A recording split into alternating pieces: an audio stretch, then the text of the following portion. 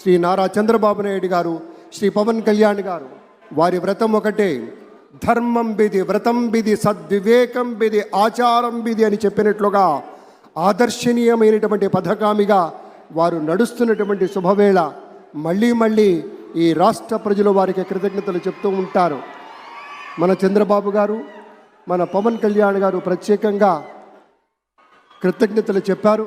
అలాగే వేదికకి కుడివైపునున్నటువంటి ప్రముఖులు అందరి దగ్గరికి కూడా పేరు పేరున వెళ్ళి పలకరిస్తున్నటువంటి శుభవేళ. పద్మభూషణ్ మన megastar Chiranjeevi, megastar power star, అటు మెగాస్టార్ ఇటు పవర్ స్టార్. ఇది అరుదైనటువంటి చిత్రం. అలాగే మన పెద్దలు బాలయ్య బాబు గారు,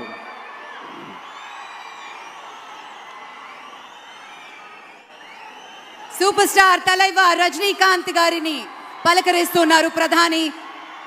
వారి దంపతుల్ని లేడీస్ అండ్ జెంటిల్మెన్ మనస్ఫూర్తిగా వారి శుభకామనలు అందుకుంటూ మన బాలయ్య బాబుతోటి కరచాలనం చేస్తూ ముందుకు వెళ్తూ ఉన్నారు.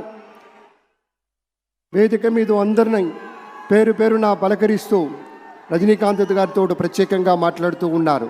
ఇది ప్రేమ, ఇది అభిమానం, ఇది వాత్సల్యం, ఇది కృతజ్ఞత, ఇది గౌరవం, అపారమైనటువంటి విశేష గౌరవంగా మనవి చేసుకుంటూ అద్భుతమైనటువంటి వారి యొక్క దిశానిర్దేశకత్వంలో, మహనీయులు శ్రీ నరేంద్ర మోదీ గారి యొక్క దిశానిర్దేశకత్వంలో మన ఆంధ్రప్రదేశ్ రాష్ట్ర ప్రభుత్వం అగ్రగామి రాష్ట్రంగా నిలుస్తుందనటంలో సందేహం లేదు.